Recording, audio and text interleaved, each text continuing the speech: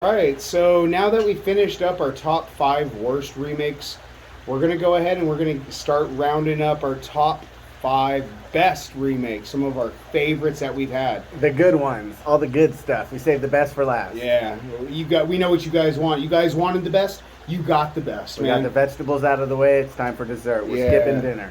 I want my meat and potatoes, though. Oh, well, it don't matter. All right. We're horrible with our analogies and puns here, but we're getting into We the could cream of do the the crop. Willy Wonka. I don't think. What was the thing that Violet ate? The gum that gave her all the different meals? We'll do that. Just as long as, oh shit, I'm already starting to feel like a blueberry. So now let's look at our top 5. We're going to make this quick for us. So let's get this going. Josh, what did you have for your number 5 favorite remake? I want to do a couple honorable mentions. The first one is Thundercats Roar. Okay. Now, I know a lot of people give this cartoon hate because it has a completely different animation style. I'd say it's almost stupid compared to the original. And it is a little off-putting, but the writing for the show and the jokes, and it was just so aware of itself, and like real fans, if they actually took the time to watch it instead of just complaining about the way the show looked, they would have seen how great it is. I compared a lot to Teen Titans Go. Teen Titans Go, so many people give that show shit for the way it looks, and it's really probably one of the best DC properties out right now.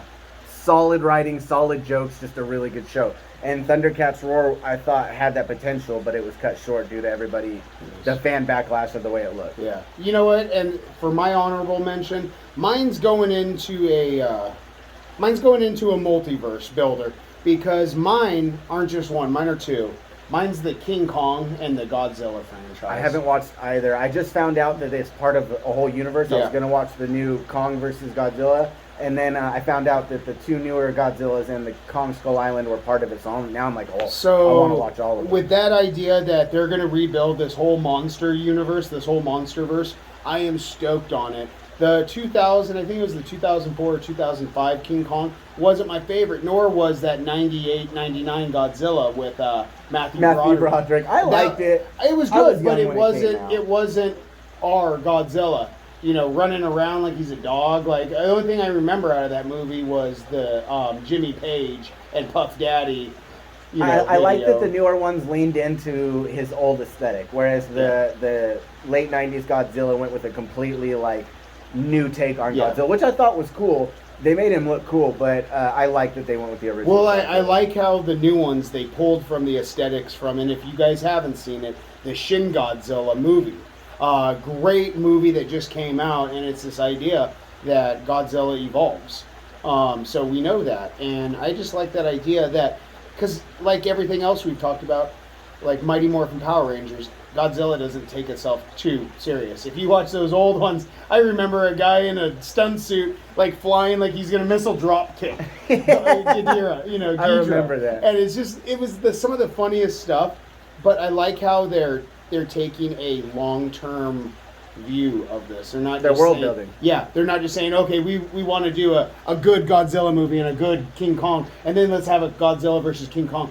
We're going to do more than that. We're going to give you more. We're giving you years down the line. So they're trying to see the idea behind it, like what they tried to do with The Mummy.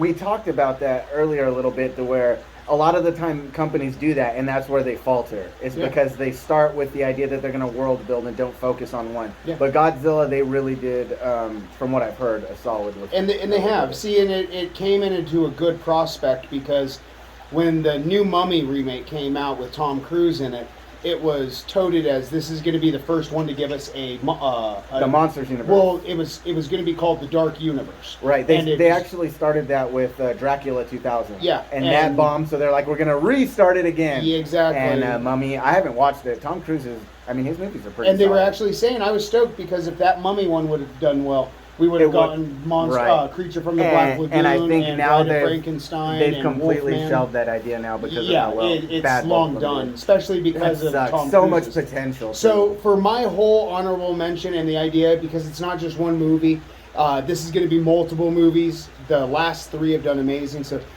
that's my honorable mention right there. Is King Kong. And I have Godzilla one more, franchises. and that's Mulan. So everybody all the reviews I read were pretty negative about Mulan, and I honestly loved the way they did it.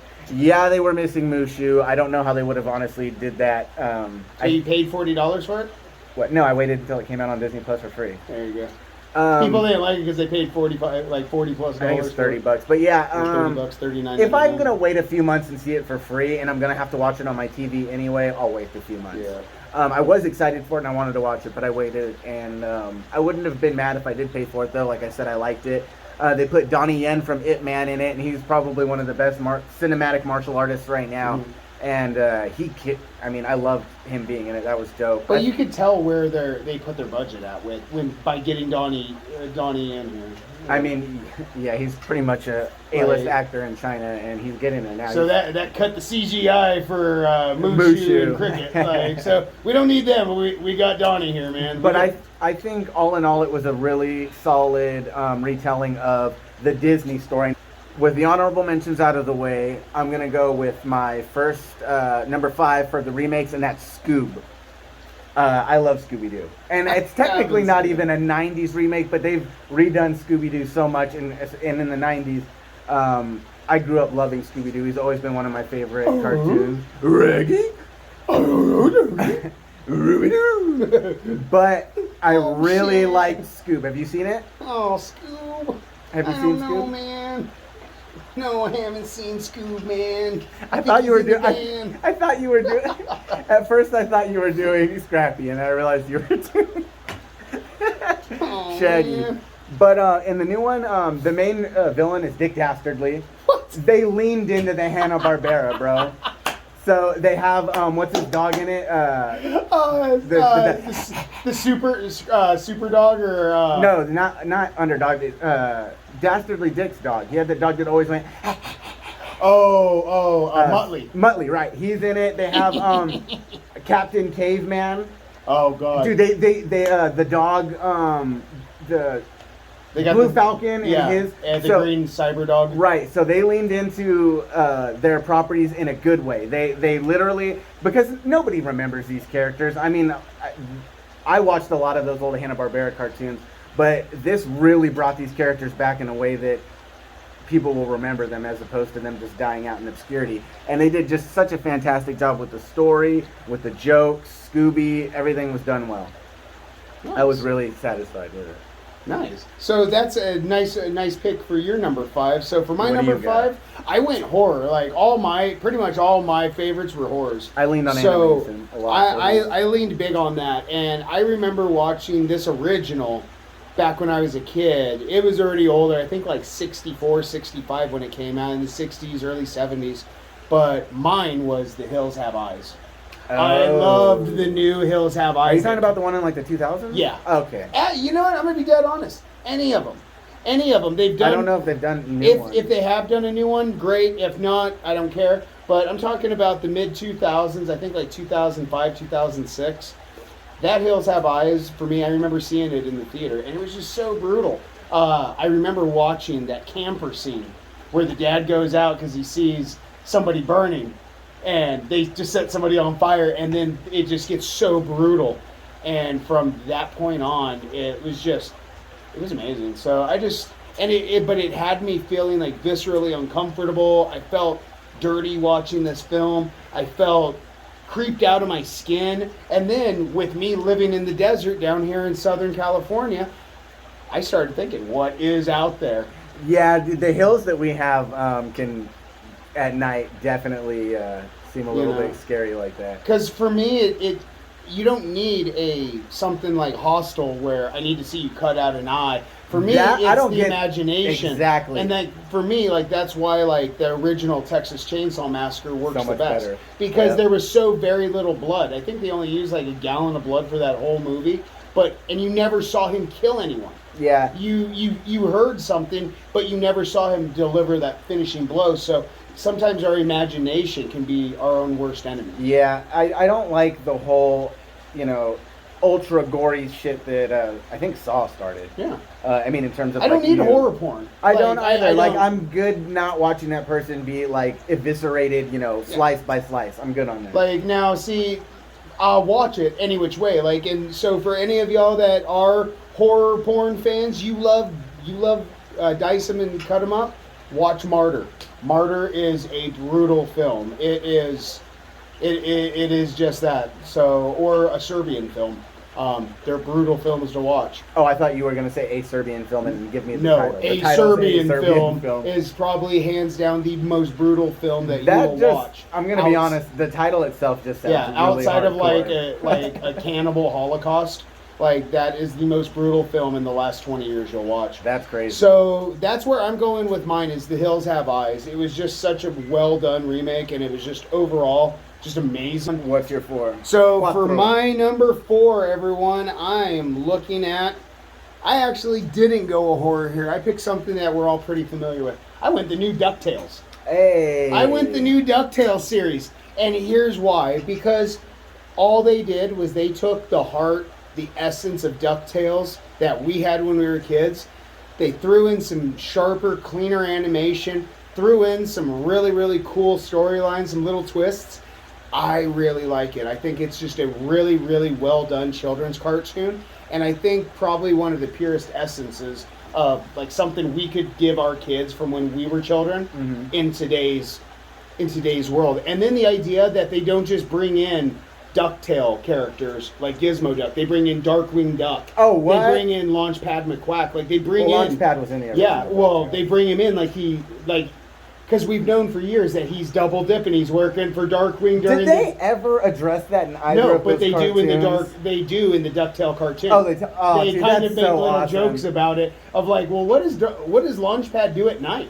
I like when remakes are really faithful. Yeah. It, like when it feels like a fan of the original made it. Yeah, like there's an episode where they go looking for Launchpad's house because they want to see like where he sleeps at and what he does, and they can't find his house because he works with with Darkwing over in was it Megatropolis or what was? No, it had a duck pun. Yeah, I cannot even remember the name of the. I don't. His name like was Mallard City. No, his name was Mallard. Yeah, I can't remember. So if you remember the name of the city let us in know in the Darkwing Duck, comments. drop it down below, man, and let us know. Put us on game. So now, what about for you? For me, our number 4 is going to go live action. A lot of my picks have been animated, but Mortal Kombat. Okay. So I actually like the original, and even more so Mortal Kombat Annihilation. I haven't watched them in a long time, so I don't know if they actually still hold up. But I know as a child, I actually like the sequel better. The original one does. Annihilation does not.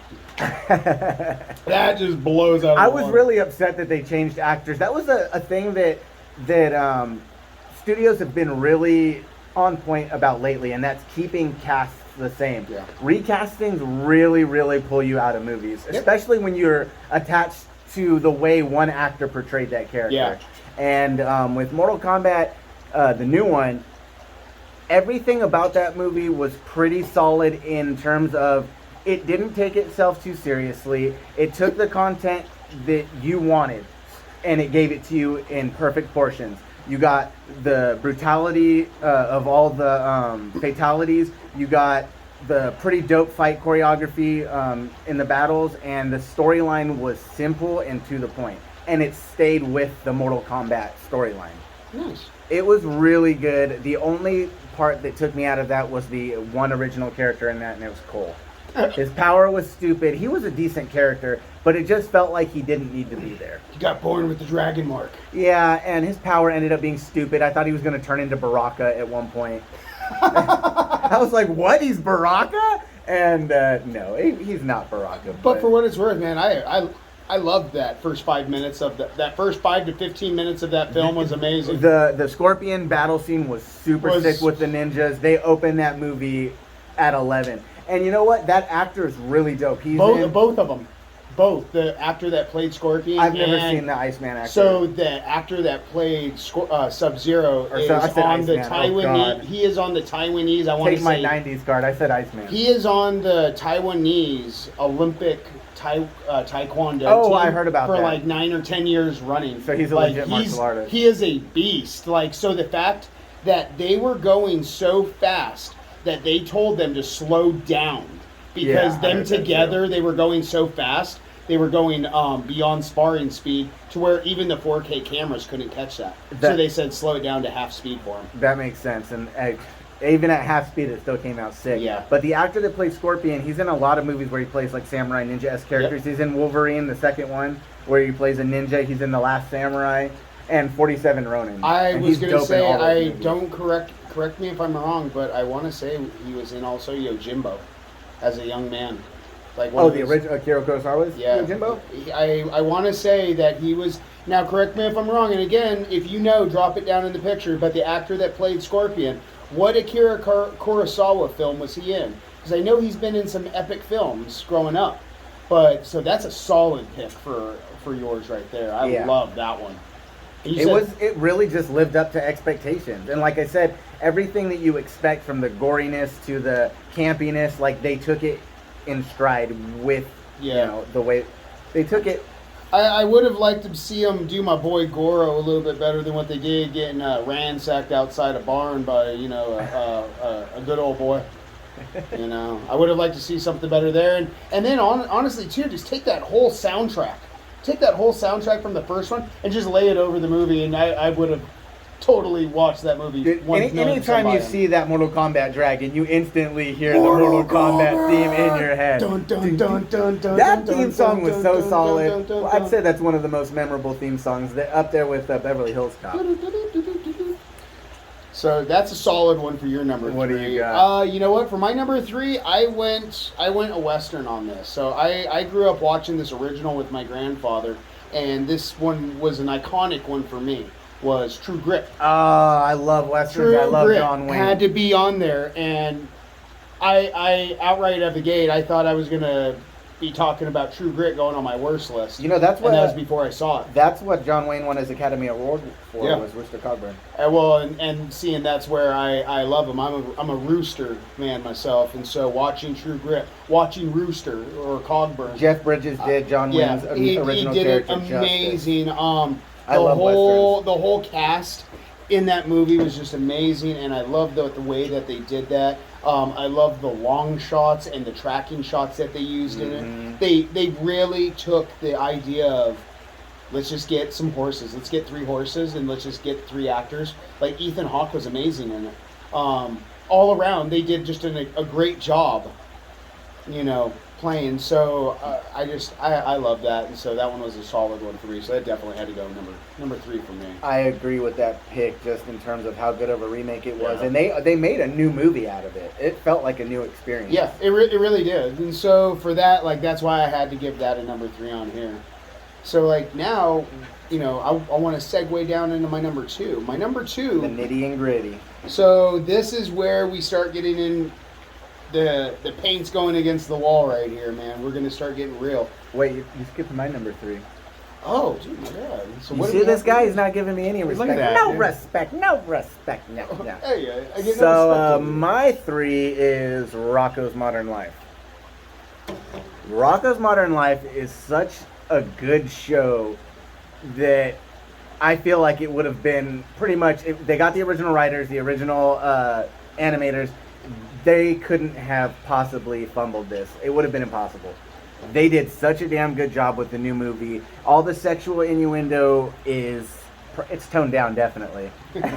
But they still had some there. It was still raunchy in a way that was still palatable for a new audience, because dude, he was a phone sex operator. They had that hotel that you stayed in for very small amounts of time. The Big Heads, Mrs. Big Head was hardcore. Hardcore. I think they were trying to swingers. cougar for Rocco, big time. I was looking for a star somewhere on the Big Head's house. I think they're And swingers. somebody explained to me why one of Filbert's kids looks like Heifer. I don't think that squirrel woman was completely faithful. No. That makes no sense. I think she was stepping out. But the with new movie, all the jokes were solid. The storyline was, it was a Rocco storyline. It just felt like it was a continuation of the cartoon. It was really good. Nice. Well, so what did you have for your number 2? So my number 2 is one that I was expecting good things from this one. This is another one where they brought everyone back, so I think it would have been hard to fail. But man, did they kick it out of the park with the Animaniacs. That was a solid one. Man, they took so many parts from that I didn't think they would have been able to bring back. And, being as edgy as it is, and they brought it back, and it's still really good. I heard a lot of people complaining that it was too political. Did you not watch the original Animaniacs? Bill Clinton on the sax is in the theme. That it was super political even then. It all needed to be there, but I like how that we got more of some of the better things. You know, I love the pigeons. I love Pinky and the Brain. I love stuff like that. So there was just, I love every approach that they took to that. You know why they took off the original Animaniacs? It was after 3 seasons in 1980, or no, it was either 3 or 5 seasons in 1998, because Warner Brothers got the option to do Pokemon for free. They got it for free. And Animaniacs was really expensive to produce and animate. I bet. And so they said, you know what, we got this really marketable Japanese cartoon that they're giving it to us for free. And it is ultra marketable. And man, they made the right choice in terms of monetary value, because Pokemon is a cash cow. Yeah, stupid back in that day not to. Stevie Wonder could see that would be a bad mistake. So I don't hate that that's why they got rid of Animaniacs. And we got it again.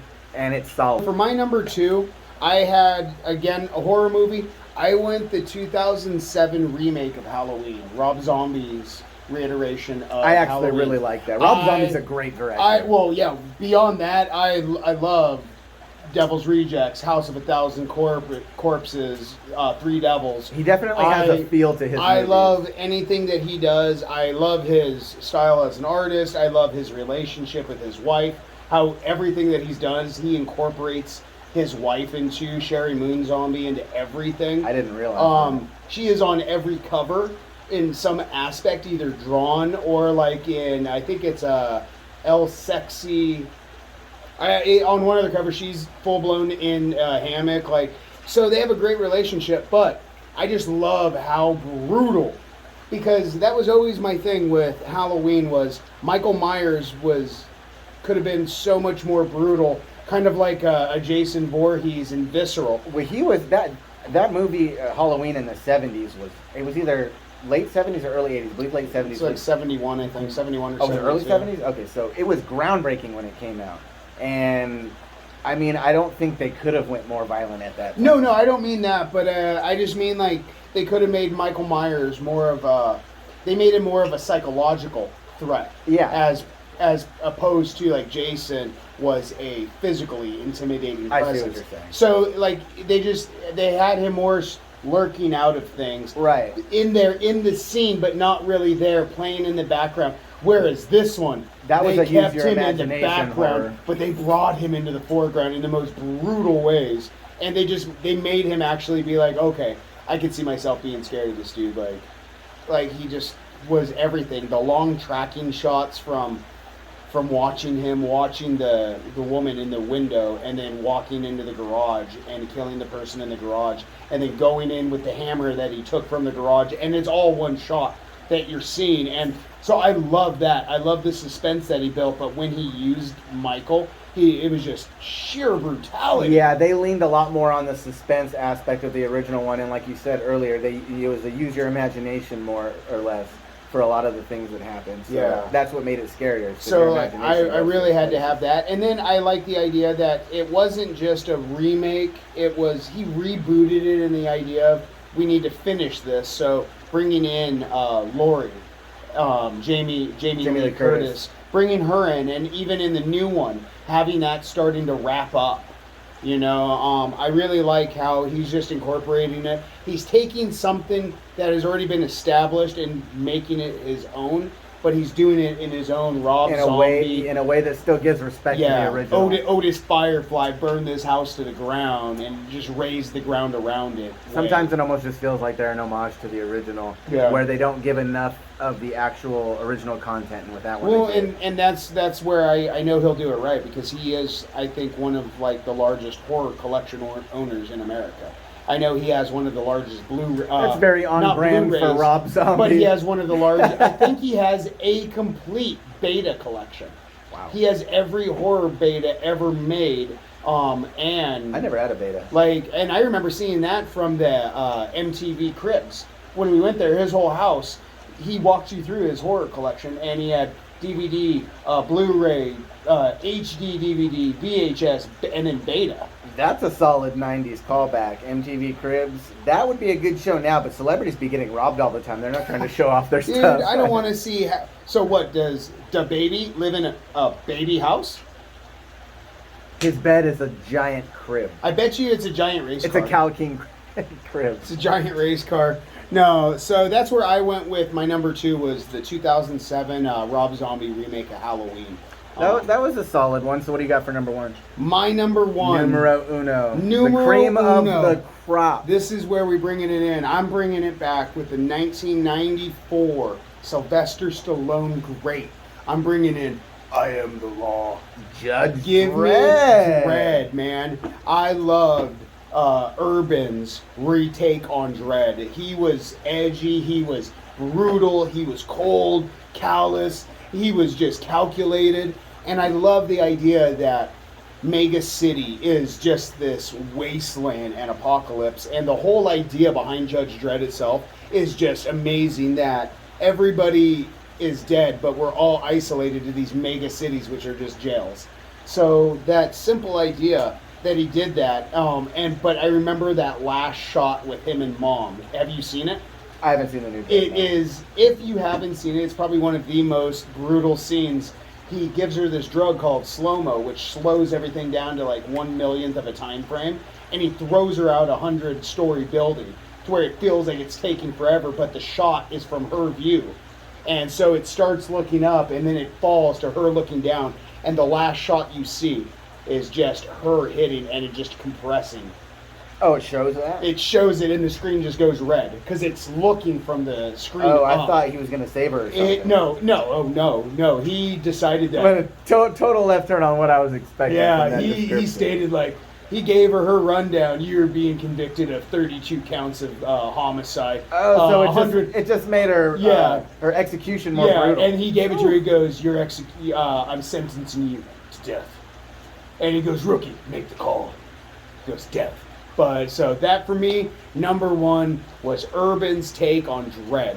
That was just prolific for me. And I'm going to even argue that Demolition Man was a prequel to Judge Dredd. I can't remember Demolition Man for the life of me. I'm going to go home and watch it. I love Snipes. We wouldn't have Judge Dredd if we didn't unfreeze Phoenix in Demolition Man and then unfreeze Stallone. We left him alive to become a cop in Demolition Man. He then became a judge in Judge Dredd after the world ended. I like that. So I can go with that. There's my theory right there, guys. Judge Dredd, Demolition Man. That's a 90s nostalgia theory. We're bringing it home, man. Taco Bell and the 3 shells were the end of civilization and humanity right there. Well, yeah, the moment you start wiping your ass with shells instead of just going with the bidet. I thought they twisted the shells. I thought it was like up, down, left, right. Don't know. They don't explain. We're never gonna know. If you have to ask. Yeah, you can't afford it. So my number 1 pick is probably something I don't think anybody would expect me to pick, but it is honestly the most solid remake I've ever seen of all time, and it does just the most justice to the original, and that's the new Muppet Babies. So That's Muppet solid. Babies for me as a child was one of my favorite cartoons. I didn't actually realize it was as big as it was, but Dude, I loved it. it was giant. And well, because it was the first time that they made Muppets. Muppets weren't specifically for children. When they came out, it was more adult. The Muppet Show was adult. It was adult. Maybe you could bring your family. It was an adult-orientated variety show with childlike themes. Right. That perfect. Thank you. So they took that and the original, and they made something that Frank Oz, the voice of Yoda, and Miss Piggy, among others, actually didn't want them to take it to. They didn't want the Muppets to be childlike. They wanted to keep them more of a mature audience, but it ended up being a solid choice for them because not only did it introduce the Muppets to and keep them in our minds for a lot longer, but it was a generally really good, solid show.